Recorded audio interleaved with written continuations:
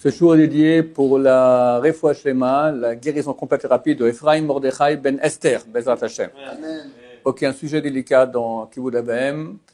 Dans quel cas est-ce que si les parents sont des Rechaim, des mécréants, des gens qui pratiquent pas la Torah, est-ce qu'on doit les écouter ou pas?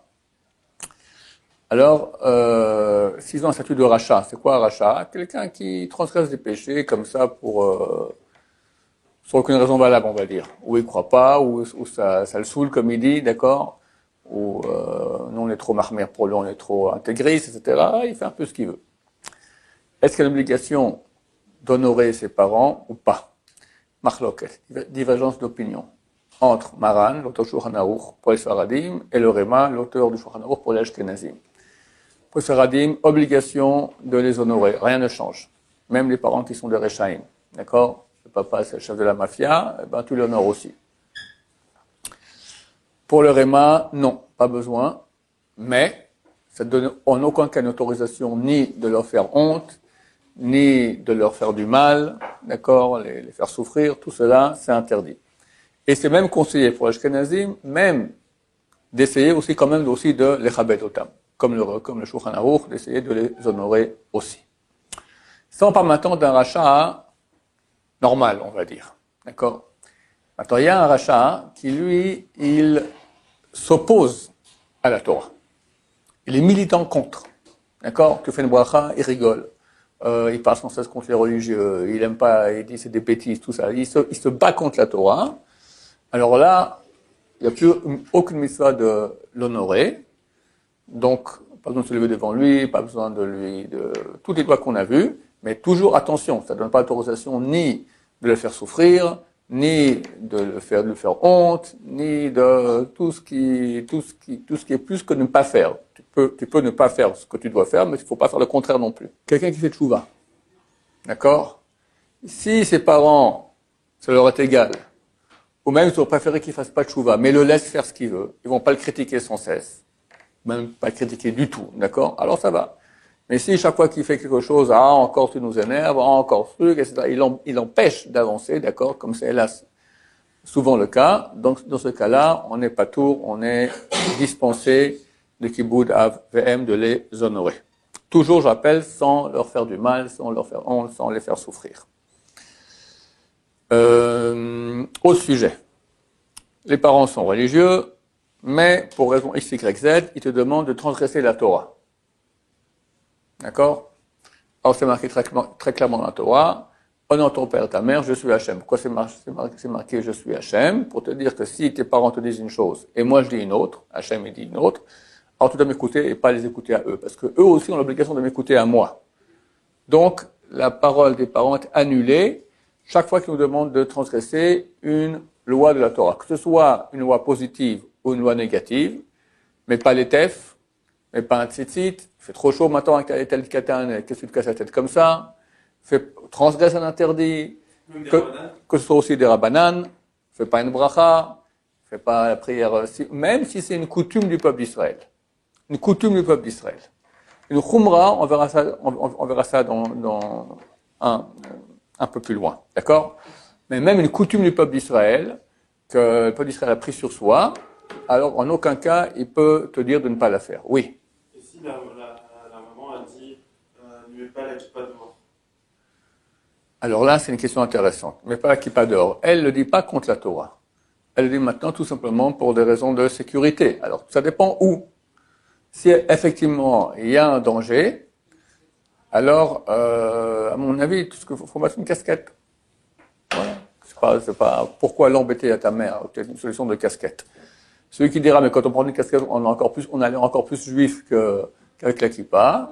Alors, il y a un truc qui existe qu'on peut faire aussi au travail, c'est un truc à savoir, d'accord, les gens qui travaillent, ils ne peuvent pas travailler ni avec casquette, ni avec, ou aller au bac, d'accord, beaucoup de monde pose la question, on ne peut pas aller ni avec la kippa, ni avec la casquette. Alors, il y a une perruque.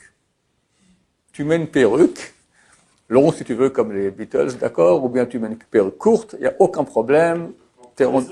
Pour les hommes. Si on a vu que le père se trompe, il te dit une chose de Torah complètement à l'ouest, d'accord? Alors, comment le corriger? Tu ne peux pas lui dire, non papa, tu te trompes, c'est pas écrit comme ça. Il faut que tu lui poses la question. Dis-moi papa, est-ce que c'est pas écrit comme ça dans la Torah? Qu'est-ce que tu en penses? Alors, s'il insiste, tu peux pas aller contre lui trop, d'accord? Alors, ce qu'il faut faire, normalement c'est écrit, tu vas amener le livre et tu lui montres. Tiens, j'arrive pas très bien à comprendre, comment tu comprends ça? Pas lui, tu vois, j'ai raison. C'est pas comme ça. J'arrive pas très bien à comprendre, qu'est-ce qui est écrit ici? Qu'est-ce que tu en penses? Et si malgré tout il te fait un plat tordu, alors tant pis, tu as fait ce que tu veux faire. Faut pas aller lui prouver que, d'accord, faut pas trop se bagarrer avec lui. Tu vois qu'il veut faire un interdit. Pas dire, papa, halte! D'accord? Tu cries, interdit! Pas faire comme ça. Tu dis, est-ce que tu n'as pas entendu que peut-être c'est écrit comme ça? Qu'est-ce que tu en penses? Je crois que j'ai entendu qu'il y avait un problème avec cela. Tu dis, non, il n'y a aucun problème. Il va faire l'interdit. Toi, tu sais que c'est interdit. Alors là, tu peux déjà lui dire clairement, papa, je sais que c'est interdit, ne le fais pas. C'est vraiment s'il va faire l'interdit. Maintenant, ce que je dis auparavant, c'est que tu vas le montrer dans le livre que c'est écrit. Maintenant, lui, il sait pas lire. Ni l'hébreu, ni le français, ni rien du tout. D'accord? Si c'est écrit qu'en hébreu. T'as pas toujours un livre en français. Pas tout est traduit en français. D'accord? Alors, tout le monde, le Mishnah Bora, lui, il connaît pas. Comment tu fais? Alors, tu peux raconter une histoire. Raconte une histoire. Tu vas voir, une fois j'étais en shiur. Non, une fois, quand j'étais à la Shiva, il y a un garçon qui voulait faire le truc qu'il veut faire maintenant le papa, et le rachat est venu, lui dit pourquoi tu fais ça, c'est un problème. Enfin, il raconte une histoire comme ça en passant, que c'est arrivé une fois qu'un rabbin, il a dit à quelqu'un de pas faire. Et lui comprendra par la belle histoire, mais pas lui dire directement, non, c'est interdit. Alors, ça, c'est déjà une autre loi. C'est en ce qui concerne les lois de Tochecha, d'accord? Quand on voit un juif, n'importe qui va faire un interdit, est-ce qu'il faut le dire ou pas? Alors, c'est marqué qu'on est dispensé de cet interdit-là à deux conditions. Il faut qu'il y ait les deux conditions. Un, qu'on est certain qu'il ne va pas nous écouter. Deux, c'est une chose qui n'est pas écrite clairement dans la Torah. La Torah, que ce soit des Rabbanan ou des Oraita, d'accord? C'est une chose qui n'est pas connue. D'accord? Le Shulchan Aruch, il donne l'exemple suivant. Il dit, les femmes qui mangent la veille de Kippour jusqu'au coucher du soleil. Elles voient le soleil comme ça descendre, elles mangent, elles arrêtent. La dernière seconde possible. C'est interdit. Pourquoi il y a mis ça de la Torah, de Oraita, de jeûner déjà la veille. C'est marqué dans la Torah. Une fois c'est marqué dans la Torah, vous jeûnerez le 10 du mois de Tishri, c'est marqué le 9 du mois de Tishri. De là, on apprend qu'il faut jeûner aussi le 9 du mois de Tishri. Donc, la veille, il faut commencer à jeûner un peu. 3 minutes, 5 minutes, d'accord? Shulchan Aruch, il dit, c'est le chapitre Terach, d'accord, 608, il dit, on leur dit rien. Pourquoi? C'est pas marqué clairement dans la Torah. Eux, pour elles, Yom Kippour, c'est un jour. Bien Rama lui dit, non, il faut déjà commencer avant. Et t'es fou, déjà on a 25 heures à tenir comme ça encore, pour rajouter encore, ils sont complètement fous ces rabbins. D'accord? Donc elles vont manger. Donc c'est mieux vaut ne rien leur dire pour qu'elles soient shogegim. Ça c'est la loi stricte. Maintenant, dans tous les cas où on voit que si on va parler, ça va faire des histoires. Alors c'est marqué que Shem Shemisa Lomar d'Abar Nishma, de même qu'il y a une mitzvah d'entendre, de dire une chose qui peut s'entendre, car mitzvah chez Lolomar, de même il y a une mitzvah de ne pas dire une chose qui ne s'entend pas. Tu sais que ça sert à rien. Ça va faire des histoires. Tu te tais. Voilà. Ça va dire, mets-toi ces histoires, tu me casses les pieds, etc. avec ta yeshiva. Oui. Il disait pas que de cette génération, il y a personne qui était capable de faire des histoires. En plus. Alors, c'est vrai qu'aujourd'hui, même pour faire un reproche, il faut qu'on soit propre de ce péché-là. Il faut faire Shem Shamaï. Mais c'est un cas par exemple. Ici à la yeshiva, moi je vais voir un élève qui fait quelque chose de pas bien. Je peux aller lui dire.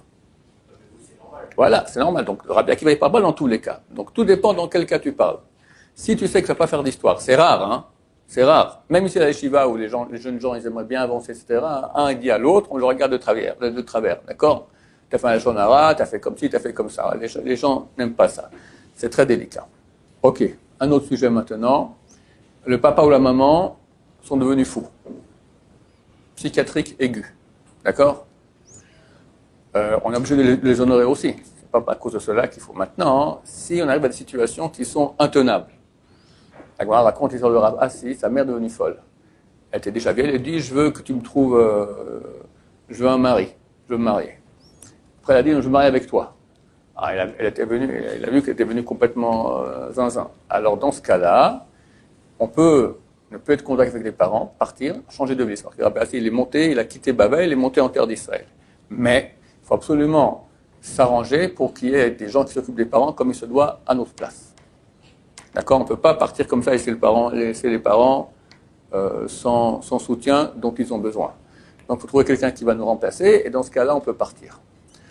Le père devient fou, il se met à cogner sa maman, d'accord? Il est fou psychiatriquement, d'accord? Il se prend pour Napoléon et il fait la guerre à sa maman, d'accord? Alors, t'appelles le médecin, il dit attachez-le. Tu n'as pas le droit d'attacher. Tu vas faire ça. Tu ne peux pas aller attacher ton père. Mais il cogne ma maman, d'accord? Alors, il faut aller prendre quelqu'un, je te paye, voilà, tiens, 100 €, tu vas, tu t'occupes de mon père, tu l'attaches. Toi, tu ne peux pas faire cela. Il faut payer des gens qui vont le faire à ta place. Qu'on avait dit qu'il ne fallait pas écouter les parents s'ils nous disent de transgresser la Torah, ça concerne aussi les enfants qui sont avant l'âge de bar mitzvah. D'accord? Ou bat mitzvah. Les enfants aussi ont une mitzvah de chinour, d'éducation. Toutes les mitzvahs chez eux sont des rabbanan. C'est quand même une mitzvah des rabbanan. Donc il ne faut pas qu'ils écoutent leurs parents. Idem dans Balam Chavero, entre l'homme et son prochain. Ton père est fâché avec Monsieur Dupont, d'accord? Monsieur Dupont-Cohen, et il te dit, je veux plus que tu lui parles. Mais toi, tu n'as rien comme M. Dupont-Cohen. Dans la rue, il te dit bonjour, tu réponds. Tu n'as pas du tout besoin d'écouter ton père, tu réponds bonjour, etc. Il n'y a aucun problème, tu restes en bonne relation. Ou par exemple, la famille est en bagarre avec une autre famille, et toi, tu veux aller faire la paix avec un de la famille. D'accord? Ton père, en aucun cas, je ne suis pas d'accord, on est en bagarre avec eux, tu ne vas pas faire la paix avec eux. Tu n'écoutes pas ton papa, et tu vas, ni ta maman, tu vas et tu fais la paix avec eux. Tu vas étudier la Torah avec un certain quelqu'un. Ton père te dit non, pas avec lui. Tu n'écoutes pas ton père, tu peux aller étudier avec lui sans aucun problème. Ton père te dit, viens prier avec moi à la synagogue.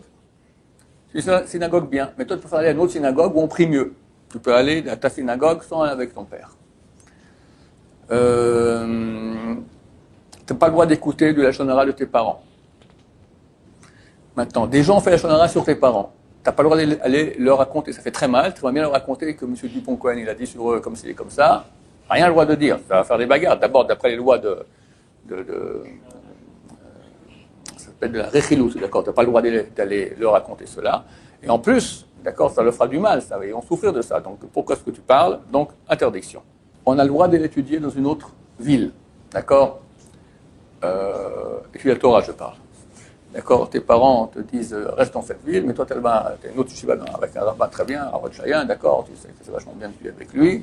Tu peux aller quitter ta ville de Paris pour aller étudier, surtout en plus en terre d'Israël, d'accord. Même le contraire, tu peux quitter Israël, et tes parents habitent Yerushalayim, tu dis non, je vais maintenant à Paris, la Histoire, parce que là-bas il y a le Rav Intel qui donne des très bons cours, tu peux aller, c'est permis, tu n'écoutes pas les parents pour l'étude de Torah. Ça vaut la peine dans ce cas-là. Et dans tous les cas où quelqu'un veut tuer dans une yeshiva, les parents s'opposent, ou disent c'est une yeshiva qui est mi-temps, mi-Torah, mi-métier, tout ça, lui veut faire un kulo kodesh, ça vaut la peine de pas toi t'imposer aux parents, de demander une tierce personne influente, d'accord, un rabbin important, le grand rabbin de Paris, d'accord, qui appelle les parents, bonjour, voilà, au fils, voilà. Essaye d'influencer comme ça pour essayer qu'ils acceptent de plein gré. Mais s'ils refusent, tu peux quitter dans une autre ville. Kol Shekel, à plus forte raison, si c'est pour monter en Israël. Même si c'est pas pour aller en yeshiva, tu veux maintenant monter en Israël, tu peux. À moins que les parents te disent, attention, en Israël, il y a un danger spirituel plus grand, c'est vrai, qu'en France, donc n'y va pas. Ça, c'est un bon argument, et là, tu es obligé d'écouter les parents. Si tu dis, je vais à la yeshiva en Israël, ça va. À la yeshiva en Israël, il n'y a pas de problème. Si tu veux, je vais à Tel Aviv, au bord de mer, d'accord, là, en aucun cas, mieux vaut que tu restes à Paris. Même Tel Aviv, pas au bord de mer. Tu as le droit de quitter Israël pour aller faire Kibbutz Avehem, aller-retour. Tu vas aller voir pour les Hagim, tu passes les fêtes avec eux, bonjour papa, bonjour maman, comment tu es, hop, et tu reviens en terre d'Israël. Mais ils te disent, quitte Israël pour venir près de nous, non, tu peux rester en terre d'Israël sans aucun problème. Ton père te dit, ton père ou ta mère, d'accord, ils sont malades, et les médecins ont dit, attention, vous ne lui donnez pas de cet aliment-là. S'il prend ça, il risque sa vie. Ça veut dire des aliments que les parents aiment beaucoup, d'accord? Alors ton père te dit, je t'ordonne en tant que ton père de m'amener cet aliment-là. Alors s'il y a un danger vraiment pour la vie du père, on refuse, on ne donne pas. Il peut hurler, faire tout ce qu'il veut, désolé papa, mais je veux que tu restes vivant, les médecins ont interdit, tu ne peux pas. Si ce n'est pas un danger de vie, c'est juste que c'est mauvais pour lui, alors s'il insiste beaucoup, on lui donne. S'il n'insiste pas beaucoup, on ne lui donne pas. Une khumra. Je fais une chose maintenant qui n'est pas obligatoire.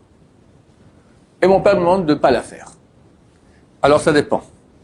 S'il me demande de ne pas la faire, parce que si je la fais, je ne pourrais pas l'honorer dans les choses dans lesquelles j'ai une obligation de l'honorer. Le nourrir, l'habiller, donner à boire, l'amener, le sortir, d'accord. À cause de ma khumra, de la mesure de piété que je fais, alors je ne pourrais pas faire cela, et il me demande d'arrêter, je dois arrêter. Parce que ce n'est pas obligatoire, c'est une mesure de piété. Et Kibbout Abem, c'est très important, et là on parle du vrai Kibbout Abem, donc comme je dis, nourrir, donner à boire, etc. Là, un passe à la place de l'autre, on ne fera pas la khumra, la mesure de piété, et on les honorera. Mais si c'est pas pour cela, simplement eux, ça les embête, enlève ta barbe, d'accord. Toi, t'es Baba Salé. Baba Salé, il coupe jamais la barbe. T'as une barbe comme un... D'accord. Ta mère te dit que arrange-la au moins. D'accord. C'est une khumra. Alors, s'ils donnent une bonne raison, les parents donnent une bonne raison valable, alors il faut les écouter. S'il n'y a pas une bonne raison valable, il ne faut pas les écouter. Qu'est-ce qu'une raison valable ou pas? Là, je ne sais pas quoi vous dire. Dans tous les cas, on appellera un rabbin compétent en la matière. C'est écrit dans Sefer Hasidim que si un enfant jeûne, il faut qu'il le cache de ses parents, parce que ça peut les embêter qu'il jeûne. Et si les parents voient et lui disent de ne pas jeûner, alors il doit ne pas jeûner. Néanmoins, il écrit aussi après cela que dans quel cas on parle, oui, il jeûne comme ci, comme ça, d'accord, qu'est-ce que j'en sais, il veut peut-être maigrir, ou d'accord, par chassidout, mais s'il le fait en tant que tikkun de ses péchés, il y a certains péchés qui demandent qu'on fasse des jeûnes de réparation. Si ses parents disent ne jeûne pas, il peut ne pas les écouter, mais il essaiera vraiment le plus possible de cacher cela pour pas que ses parents le voient. Monsieur a rencontré une jeune fille, veut se marier avec elle, et les parents disent jamais. Elle a rencontré un jeune homme, Leister, d'accord, rencontré, on fait un chidour, d'accord, et les parents ne sont pas d'accord. Dans tous les cas, que ce soit le garçon ou la fille, ils peuvent faire fi de ne pas écouter l'avis des parents, se marier avec qui ils veulent. C'est clair. Maintenant, si jamais les raisons qu'avancent les parents sont les raisons suivantes. D'abord, c'est une famille que si tu te maries avec eux, ça nous fait une honte à nous, d'accord? Le père, il est proxénète, ou il fait jouer de la mafia, ou qu'est-ce que j'en sais, d'accord? Ou des choses même moindres, d'accord? Ça ne correspond pas à nous. Alors, c'est pas maintenant que les parents te disent quoi faire à toi. Tu empiètes sur eux. Tu vas entacher leur famille à eux. Ou bien, il y a des bonnes raisons. Surtout au niveau de la pratique de la Torah. Le garçon, il n'est pas sérieux. La fille n'est pas sérieuse. Elle n'est pas pudique, etc. Dans tous ces cas-là, on fera une question à un rabbin qui tranchera, un rabbin compétent en la matière. Il faut absolument que les parents fassent attention de ne pas rentrer dans les affaires de Shlom Bayit des enfants. C'est une très grande manie, hélas, que la mère fait une remarque constructive à son fils concernant sa femme. Non, les parents ne se mêlent pas. Maintenant, si les parents se mêlent trop, et ça commence à faire des problèmes de Shlom Bayit dans le couple, et aussi des fois, tu as certains maris, d'accord, qui sont encore avec leur cordon ombilical avec leur mère. Il y a certaines communautés, je ne veux pas dire, d'accord, mais c'est de la folie pure, d'accord. C'est une fois par jour, au moins, ils parlent une demi-heure avec leur mère, ou un quart d'heure, d'accord. Et la mère prend une place extrêmement grande dans la famille du couple. C'est pas bien. C'est pas bien. Il faut que quelqu'un parle au mari, lui dire qu'il arrête de faire le zigoto, d'accord. Ta mère, c'est terminé, tu t'es marié, bye bye, tu dis de temps en temps, tu appelles pour dire comment ça va, mais pas plus. Et la mère doit comprendre cela, et le fils doit comprendre cela. Et surtout pas faire des remarques sur la belle-fille, ni la belle-fille sur la belle-mère, évidemment. Maintenant, dans les cas où ça ne va pas, on appellera une autorité rabbinique compétente qui sera de guider le couple et les parents aussi comment faire pour pas qu'il y ait les problèmes s'enveniment. Je m'apprête à faire une mitzvah que si je ne fais pas maintenant, on ne pourra pas le faire plus tard. Par exemple, aller à un enterrement. Ou aller maintenant à Saméar, un ami à moi qui se marie. Et si je ne vais pas, il sera triste à cause de cela. D'accord? S'il y a suffisamment de gens qui vont, ce n'est pas obligatoire. Mais si je ne viens pas, il sera triste. C'est un ami qui est proche. Et mes parents me demandent maintenant de s'occuper d'eux. Alors, si je peux trouver quelqu'un d'autre qui fera la mitzvah à ma place, et je m'occupe des parents, alors je dois m'occuper des parents. Si je trouve personne, alors les parents passent avant. De quel cas on parle? Les parents m'ont demandé maintenant de les servir dans les choses qui sont obligatoires dans les lois de Kiboud. Nourris-moi, donne-moi à boire, amène-moi, ramène-moi, habille-moi, d'accord, lave-moi, toutes ces choses-là. Alors ça passe là-bas. Si c'est pas maintenant ces choses-là, simplement reste avec moi, j'ai envie de quelqu'un avec qui je vais parler, c'est des choses comme ça. Là, on va faire la mitzvah et on va pas rester avec les parents. Dans tous les cas, si j'ai déjà commencé la mitzvah et mes parents m'appellent maintenant au milieu du mariage, au milieu de l'enterrement, viens, j'ai besoin de toi, fais-moi à manger, j'ai faim. D'accord? Alors, si la mitzvah est déjà faite, je peux partir, mais si la mitzvah n'est pas faite et j'ai déjà commencé à la faire, je continue la mitzvah, et tant pis pour les parents. L'étude de Torah est tellement importante qu'elle peut nous rendre patour, nous dispenser du kibbutz avahem. Donc, si quelqu'un maintenant il veut quitter sa famille, aller étudier à la yeshiva, même dans les cas où les parents ont besoin des enfants, alors il doit contacter une autorité rabbinique compétente, pas faire ça lui tout seul parce que c'est grave. Et on lui dira qu'il faut trouver un arrangement de gens qui s'occuperont des parents, et il peut aller étudier la Torah loin des parents. Baruch Adonai, l'olam, amen, amen.